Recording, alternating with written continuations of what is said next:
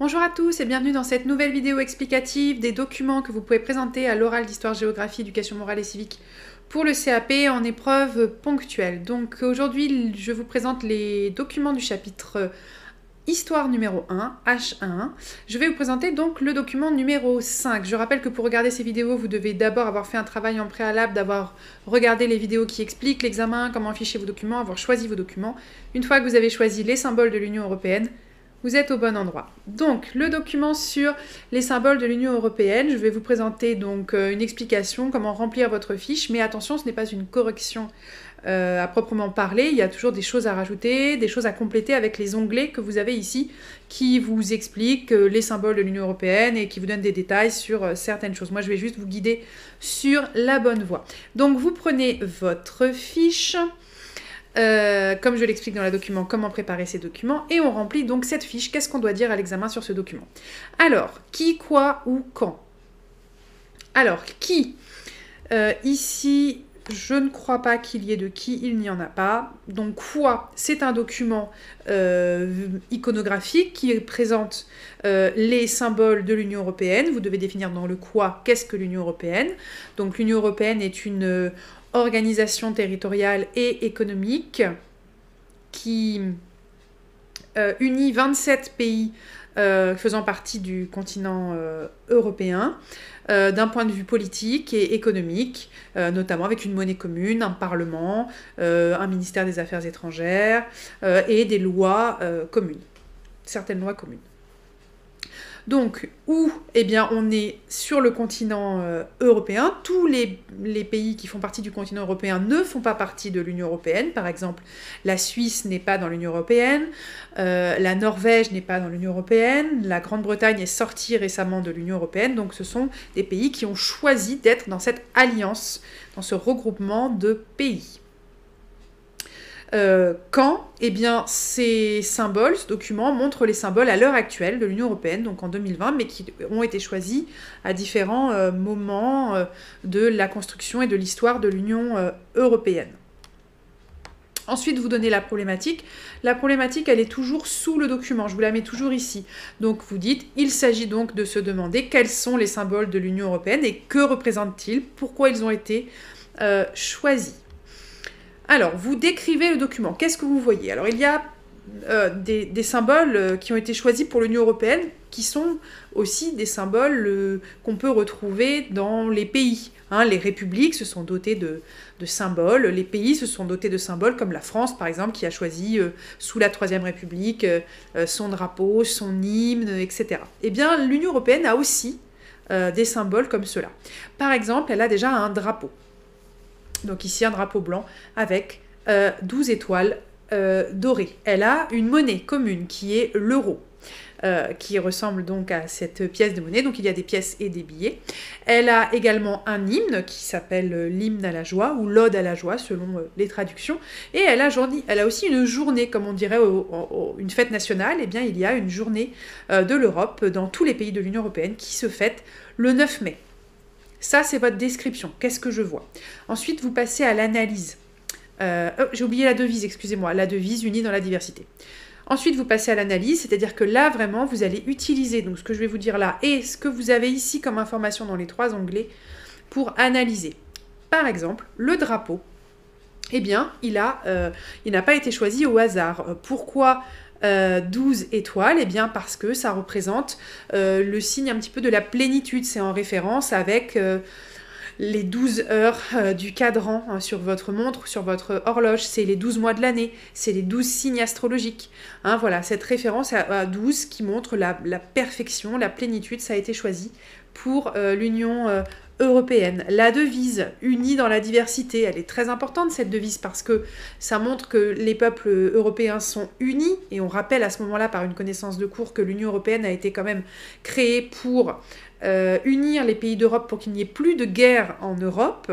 Hein, il y avait quand même eu 2 guerres mondiales, une guerre avant en 1870 entre la France et la Prusse, il y a eu de nombreuses guerres autres en Europe. L'idée, c'est aussi de favoriser la paix. Et n'oubliez pas de dire que l'Union européenne a reçu le prix Nobel de la paix en 1992.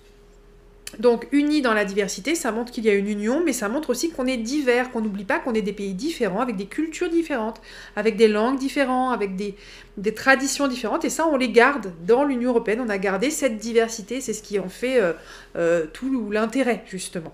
Ensuite, vous pouvez parler de la monnaie. Donc là, il faut bien que vous connaissiez votre cours. Donc, vous pouvez dire que cette monnaie, elle a été décidée dans les années 2000, elle a été mise en place en 2002. Enfin, elle a été décidée bien avant les années 2000, mais elle est mise en place en 2002. C'est là vraiment qu'on l'a eu dans les mains. Elle est particulière, cette monnaie, puisque sur les pièces de monnaie, par exemple, eh bien, d'un côté, c'est toutes les mêmes, mais de l'autre côté, vous avez des dessins différents selon les pays.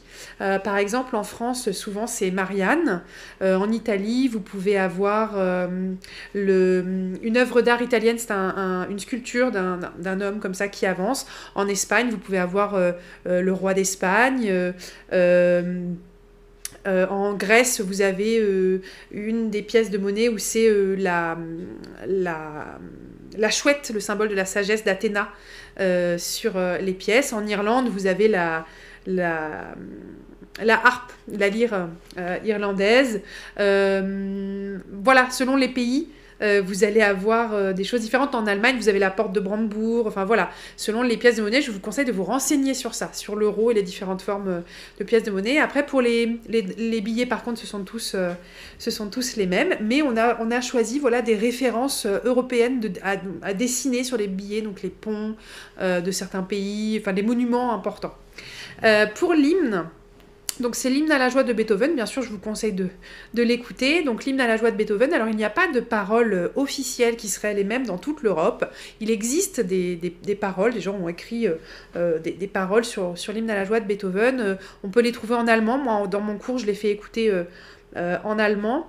Mais il y a les traductions françaises et il y a plusieurs paroles possibles et vous pouvez dire que ça en fait une difficulté dans l'esprit critique par exemple, de dire que du coup personne n'apprend réellement l'hymne européen. Il y a beaucoup de gens en Europe qui ne savent pas que l'hymne à la joie est l'hymne européen.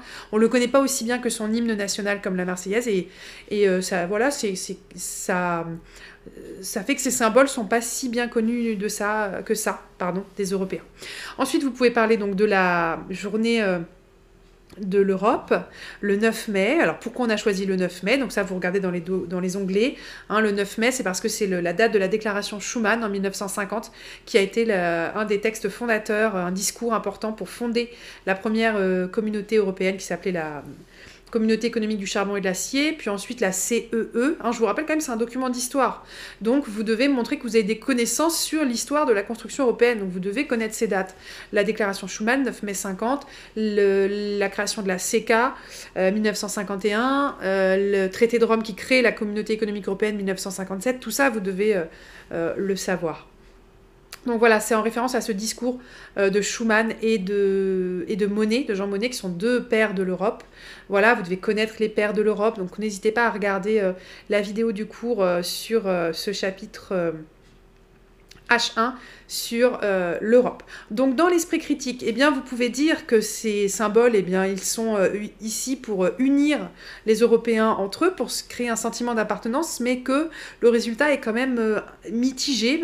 Par exemple, voilà, vous pouvez dire que quand je vous ai fait écouter l'hymne européen en cours la première fois, c'était certainement la première fois que vous l'entendiez, ou en tout cas que vous sachiez que c'était l'hymne européen. On a étudié les paroles qui parlent de paix, de fraternité, qui dit que on est tous frères. Avant on se faisait la guerre, mais que maintenant on est tous frères, et c'était toute la beauté de l'Union européenne. Je vous conseille bien de regarder ce chapitre. On avait vu une vidéo de quelqu'un qui était là le jour où on a signé le traité de Rome et qui dit que voilà, c'était très important pour la paix. Et que ces symboles, eh bien, ils sont pas si bien connus que ça par les différents peuples de l'Europe, les plusieurs centaines de millions d'Européens qui font partie de la communauté européenne. Et puis vous faites une conclusion. Nous avons donc vu qu'il existe différents symboles attachés à l'Union européenne, qui sont liés à son histoire, qui sont liés à sa volonté d'être unificatrice. Et vous faites un lien avec le chapitre, bien sûr, d'histoire. Non, ça va pas être évident du coup. Vous faites un lien avec le chapitre... Vous pouvez faire un lien avec le chapitre être citoyen. puisque nous, on avait étudié dans être citoyen avec les citoyens européens. Aujourd'hui, on est citoyen aussi européen, donc on se doit de connaître ces symboles. Oui, je pense que c'est le mieux. Faites un lien avec ça. Voilà, encore une fois, c'est pas une correction parfaite, donc n'oubliez pas d'aller checker les documents du Padlet pour rajouter des choses. Il y a des explications notamment sur les couleurs du drapeau, sur pourquoi on a choisi comme symbole la lettre grecque epsilon, etc. Donc n'hésitez pas à aller regarder tout ça, la petite vidéo que je vous ai mise pour compléter cette fiche, pour qu'elle soit parfaite. Voilà. N'oubliez pas que la fiche, vous ne l'avez pas avec vous le jour de l'oral, vous devez l'avoir par cœur dans la tête le jour de l'oral, vous n'avez que votre document, donc juste ça, sous les yeux. Voilà, je vous souhaite bon courage pour votre préparation d'examen. Ciao.